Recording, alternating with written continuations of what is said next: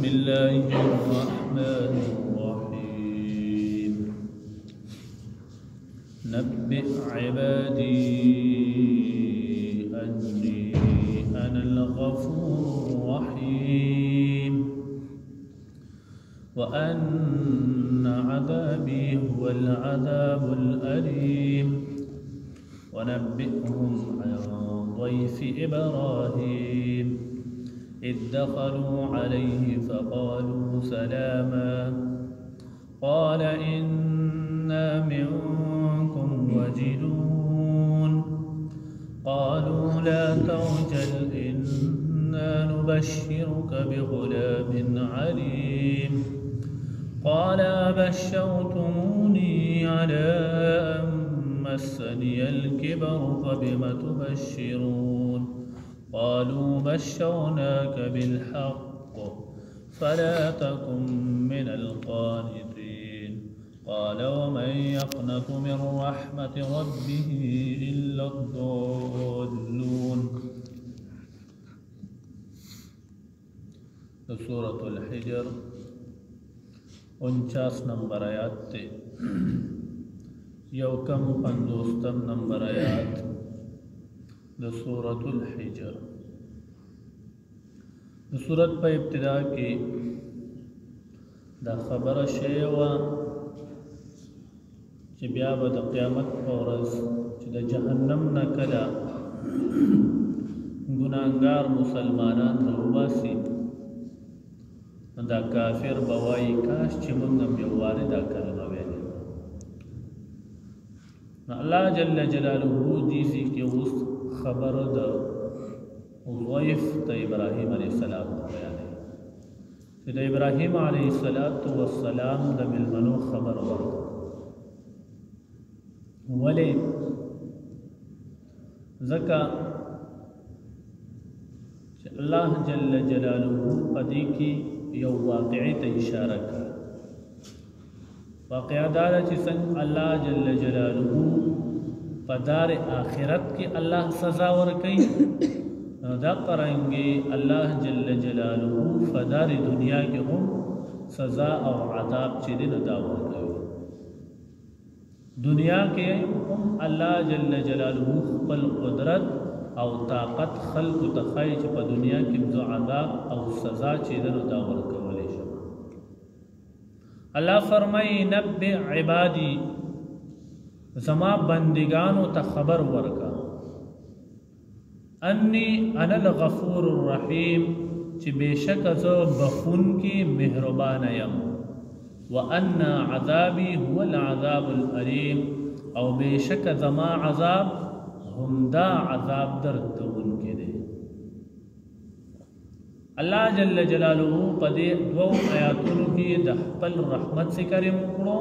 او د خپل عذاب ذکر وګورا د رحمت ذکر مخکې وکړو او د عذاب ذکر وروسته وکړو. اشاره د دې خبرې ته چې د الله جل جلاله رحمت ته سبقت حاصل نه په عذاب باندې. بیا وی ونبئهم عن ضيف ابراهيم خبر ورکړه دوی ته د ملمنو د ابراهيم. دا څو کسانو؟ نو یو روایت کې را دي چې دا اویا کسانو، په بل روایت کې را دي چې دا لس کسانو،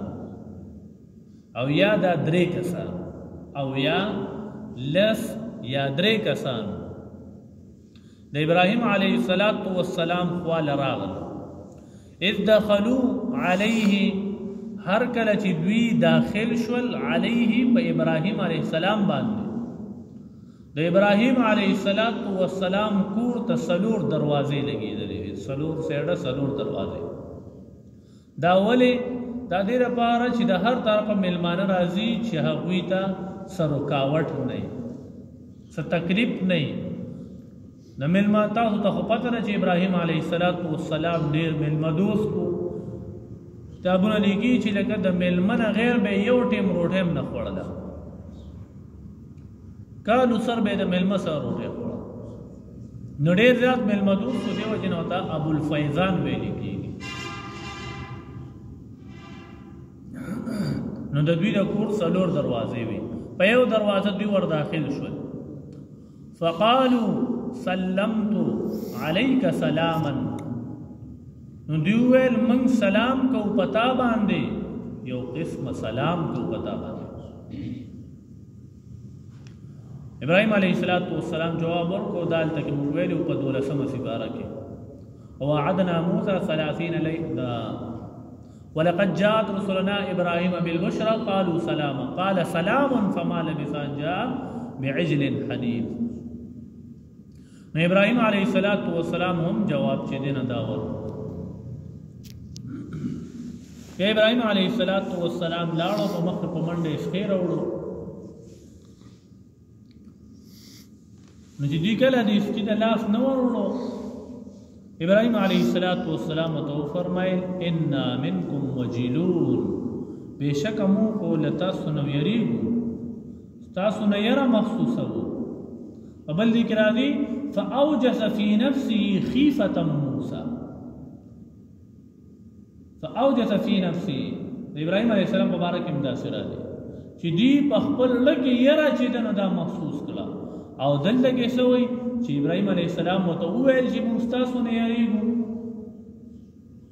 نو یو خو وایي چې په لګي ته نه یره محسوس کړه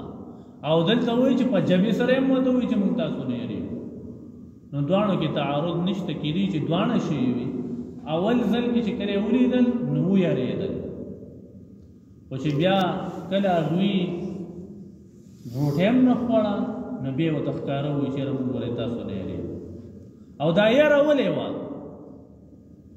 دې کې یو څو اقوال دی یا خو د دې وجې نه وه چې لکه هغه وخت دا دستور و چې کم میلمه به روټۍ نه خوړله نو خلکو به دا ګمان جوړېدی دې موږ ته ضرر راکړي او چې کم میلمه به روټۍ نه هم خوړه په هغه ټایم کې به هغه میلمه ضرري و نو ابراهیم علیه السلام په دې باندې ویرېدو جوړېدا میلمه موږ څه ضرر یا څه نقصان راکول غواړي دې وجې نه دې زموږ روټۍ نه دویم تفسیر کشاف والا ذکر کړی دی چې اصل کې ابراهیم علیه السلام چې دوی د کیفیت ته وکتل نو دوی دا کیفیت چې نو دا ډېر غضب والا دی دا شکل او شبهه داسې وه چې غضبناک نو ابراهیم علیه السلام د هغې هغه آثار ولیدل د هغې د وجې نه ویرېدل او درېمه توجیه دلته کې شاه ولی الله صاحب ذکر کوي چې اصل کې ابراهیم علیه السلام د دوی سره د الله عذاب ولیدو چې کم دوی راوړی و د ځان سره په قوملود باندې چې کم عذاب نازله و نو ابراهیم علیه السلام د هغې عذاب نه ویرېدو چې چېرته دا په موږ را نشي نو دا درې توجیهات چې دي محدثینو مفسرینو دا بیان کړي دي چې دوی ولې ویرېدل نو دا قدرې وجې وي چې یاره غصه کې دي غضب کې دي په عذاب کې راغلي دي هسې نه چې موږ ته عذاب موږ ته راکړي یا هغه عذاب ورسره ولیدو شاه ولی الله صاحب وایي ابراهیم علیه السلام ته فرمایل فقالوا نو دوی وی سلاما سلام دی په ابراهیم باندې قال ابراهیم علیه السلام ویل انا منکم وجلون بشک مونږ له تاسو نه ویریږو یره محسوس قالوا دوی ویل لا توجل مه ویریږه ته مه یریږه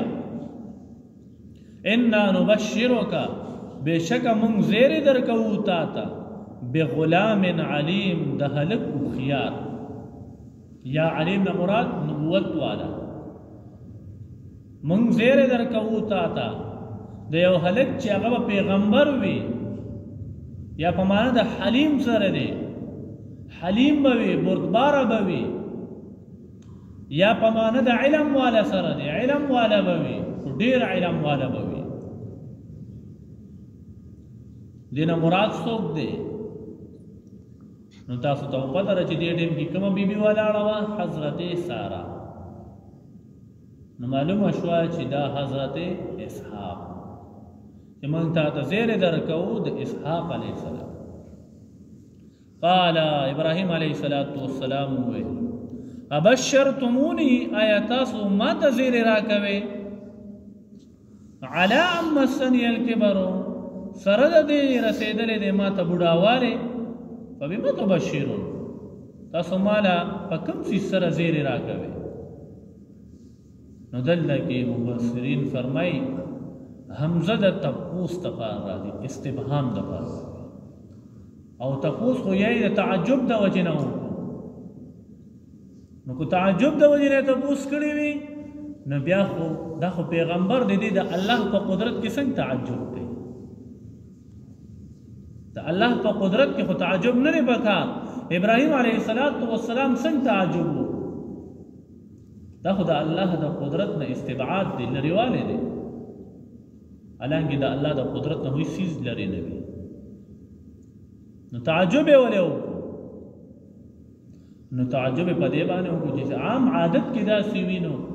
چې یاره د داسې عمر رسېده او د عمر رسېده ښځې بچي نه کېږي عام عادت دا وایي چې یاره داسې نه کېږي نو د دې وجې نه یې تعجب وکړو او یا یې د دې وجې نه وکړو چې ابراهیم علیه السلام ډېر زیات خوشحاله شو او د خوشحالۍ د وجې نه د هغه د خولې نه داسې کلام راووتلو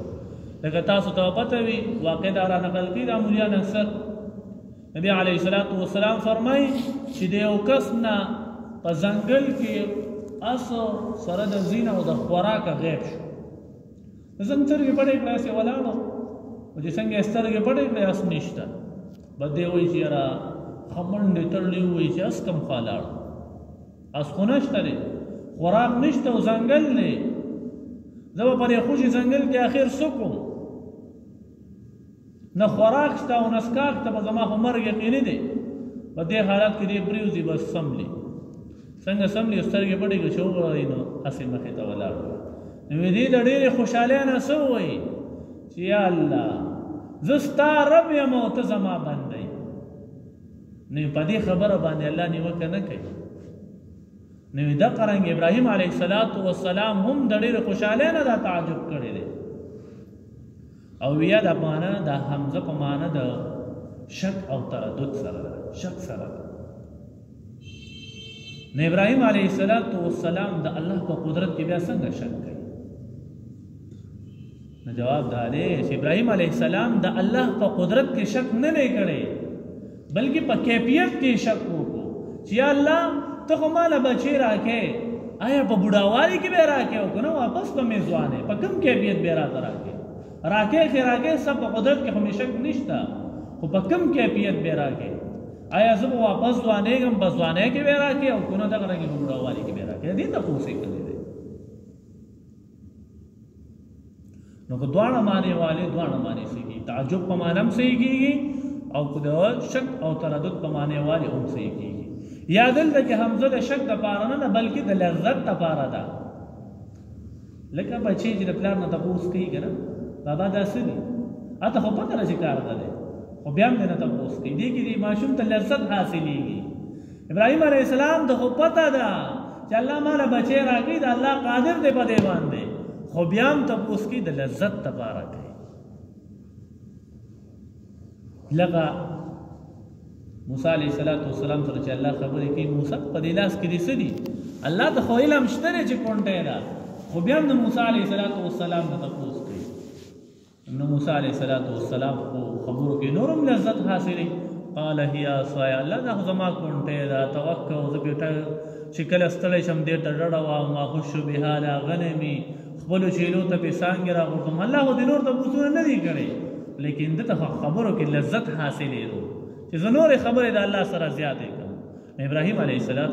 ته په دې کې لذت حاصلو تلذذ دپاره یې داسې وکړو فبما تبشرون نو تاسو زیرې راکوئ په څه سره زیرې راکوئ نو د څه زیرې راکوئ نو کله چې فرشتو دا ظاهري کلام ولیدو چې یاره دې تعجب کوي نو قالو دوی وویل بشرناک بالحق زیرې درکوو مونږ تا ته په رښتیا سره ولا تکن من القانتین پس مکیږه ته له امیده خلکو نه چونکې ابراهیم علیه السلام خو نه امیده نه نو وی ویل ومن یقنط من رحمت ربه د الله د رحمت نه بلا څوک نه امیده کېږي الا الضالون که د الله د رحمت نه څوک نه امیدېږي یا به ګمراه وي ګمراه خلک به د الله د رحمت نه امیده کېږي مونږ د الله د رحمت نه نه امیده کېږو بیا دې مخکې تپوس کوي چې څه لپاره راغلی مخکې راته ووایې عذاب یې لیدلی و ورسره نو بیا دې نه مخکې تپوسونه کوي انشاءالله به سبا وکړي نبئ عبادي خبر ورکړه زما بندګانو ته انی انا الغفور الرحیم چې بېشکه زه بخونکې مهربانه یم وان عذابي هو العذاب الأليم وان او بشکا عذابي تما عذاب هو العذاب الأليم هم دا عذاب دردون کړي ونبئهم عن ضيف ابراهيم او خبر ورکړه دوی ته د میلمنو د ابراهيم اذ دخلوا هر کله چې دوی داخل شول علیه په ابراهيم عليه السلام باندې فقالوا سلاما فدوی سلام دی پتا باندې قال انا منكم وجلون